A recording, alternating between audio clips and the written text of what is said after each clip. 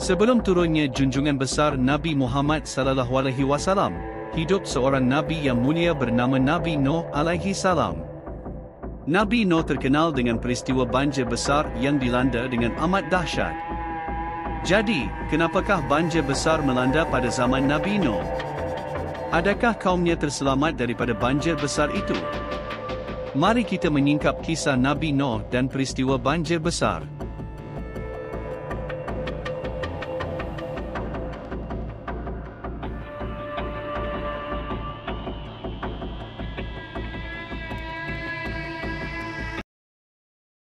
Pada zaman dahulu, tinggal suatu kaum iaitu kaum Nabi Nuh di lembah atau tanah datar.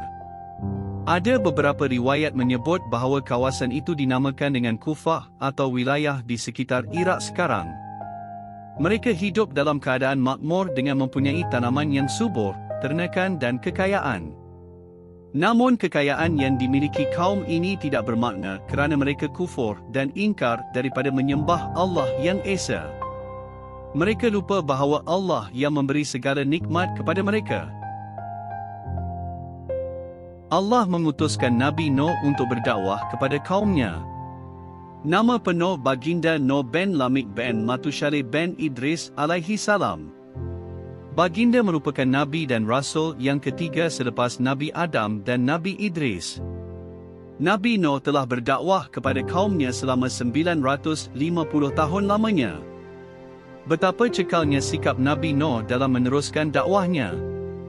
Sepanjang tempoh itu, Baginda tidak pernah kenal erti putus asa. Namun demikian, hanya 70 hingga 80 orang sahaja yang menjadi pengikut Nabi. Sepanjang dakwah Nabi Nuh alaihi salam, Baginda tidak berputus asa. Nabi Nuh berdakwah kepada kaumnya siang dan malam. Akan tetapi dakwahnya tidak didengari dan ada pun daripada mereka melarikan diri daripada mendengar kebenaran itu.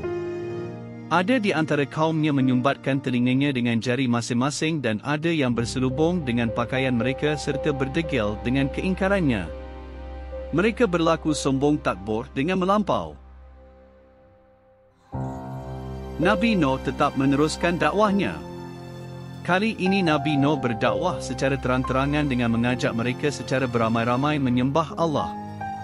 Pada masa yang sama, Nabi Nuh juga menyeru mereka lagi secara berseorangan dengan perlahan-lahan.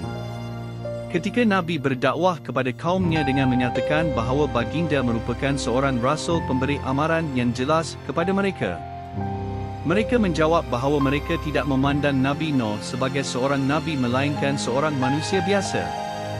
Mereka menghina dengan mengatakan golongan yang mengikuti Nabi Nuh daripada golongan miskin hina, berfikiran singkat dan mereka tidak memandang kaum Nabi Nuh yang beriman mempunyai sebarang kelebihan yang mengatasi mereka yang kafir. Golongan yang sombong itu menganggap Nabi Nuh sebagai orang-orang pendusta. Ada juga yang mengugut Nabi Nuh dengan mengatakan jika Nabi Nuh tidak mahu berhenti menyebarkan agama Allah, mereka akan merejam Nabi Nuh. Malahan golongan kafir ini juga mencabar Nabi Nuh dengan meminta untuk didatangkan azab dengan segera sekiranya Nabi Nuh daripada golongan yang benar. Sungguh angkur dan bongkak percakapan mereka. Nabi Nuh membalas, sesungguhnya Allah jualah akan mendatangkan azabnya kepada kamu jika ia kehendaki dan kamu tidak sekali-kali akan dapat melemahkan kuasa Allah. Nabi Nuh mengadu kepada Allah tentang kedegilan kaumnya. Lalu Allah berfirman, sesungguhnya tidak akan beriman lagi dari kaummu melainkan orang-orang yang telah sedia beriman. Oleh itu, janganlah engkau berduka cita tentang apa yang mereka lakukan. Harapan Nabi Nuh untuk menyedarkan kaumnya menjadi berkurangan saban hari dan sudah pasti tiada sinar iman takwa dapat menembusi hati mereka yang sudah tertutup rapat di bisikan syaitan. Golongan penentang Nabi Nuh menjalankan tipu daya dengan membuat perancangan yang besar untuk menentang Nabi Nuh. Ada di antara mereka menghasut untuk tidak meninggalkan penyembahan Tuhan mereka iaitu Wad, Suwa, Yaguh, Ya'uq dan Nasr. Ramai pembesar dalam kalangan kaum Nuh berjaya menyesatkan kebanyakan umat manusia. Lalu berdoalah Nabi Nuh kepada Allah, "Wahai Tuhanku, Janganlah engkau biarkan seorang pun dari orang-orang kafir itu hidup di atas muka bumi. Kerana jika mereka hidup, nescaya mereka akan menyesatkan hamba-hambamu dan mereka tidak akan melahirkan anak melainkan yang berbuat dosa lagi kufur ingkar, wahai Tuhanku. Ampunkanlah bagiku, dan bagi kedua ibu bapaku, serta bagi sesiapa yang masuk ke rumahku dengan keadaan beriman dan ampunkanlah bagi sekalian orang-orang yang beriman, lelaki dan perempuan dalam segala zaman dan janganlah engkau tambahi orang-orang yang zalim melainkan kebinasaan. Kemudian Allah memutuskan Nabi Nuh untuk membina bahtera dengan pengawasan dan panduan cara pembuatannya daripada wahyu Allah.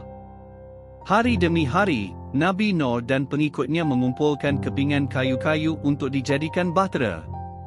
Apabila Nabi Nuh dalam proses membina bahtera, datang sekelompok puak dari kaumnya yang kufur mengejek-ngejeknya.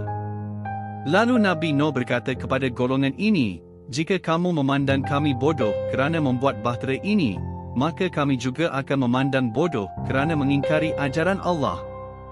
Nabi Nuh mengabaikan ejekan dari kaumnya dan terus mendirikan bahtera sehingga datangnya wahyu Allah untuk membinasakan kaumnya yang kufur dengan air dari permukaan bumi. Allah berfirman, "Bawalah dalam bahtera itu 2 dari tiap-tiap jenis haiwan, jantan dan betina, dan bawalah ahlimu kecuali orang yang telah ditetapkan hukuman azab atasnya disebabkan kekufuran, juga orang yang beriman." Nabi Nuh mengajak pengikutnya untuk menaiki bahtera itu sambil berkata, "Dengan nama Allah bergerak lajunya dan berhentinya sesungguhnya Tuhanku adalah Maha Pengampun lagi Maha Pengasih." Nabi Nuh memanggil anaknya yang sedang berada di tempat berlainan, "Wahai anakku, naiklah bersama-sama kami dan janganlah engkau tinggal dengan orang-orang kafir." Kemudian anaknya menjawab, "Aku akan pergi berlindung ke sebuah gunung yang dapat menyelamatkan aku daripada ditenggelamkan oleh air." Nabi Nuh menegaskan bahawa tiada sesuatu pun yang akan dapat melindungi dari azab Allah pada hari tersebut. Setelah itu, dengan serta-merta ombak itu memisahkan antara keduanya lalu jadilah dia anak yang derhaka, iaitu orang yang ditenggelami oleh taufan. Bahtera itu bergerak laju membawa Nabi Nuh dan pengikutnya dalam ombak yang seperti gunung ganang. Setelah hujan yang dahsyat berhenti, maka turunlah pengikut Nabi Nuh dari bahtera itu dengan selamat. Maka bermulalah kehidupan baru buat pengikut Nabi Nuh di muka bumi ini.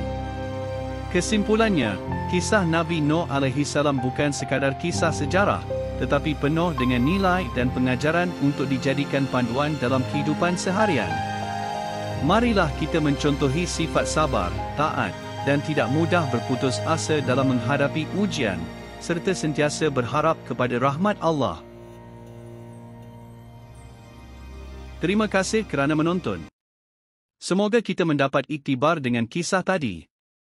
Jangan lupa untuk tekan butang like dan subscribe. Jumpa lagi pada video akan datang.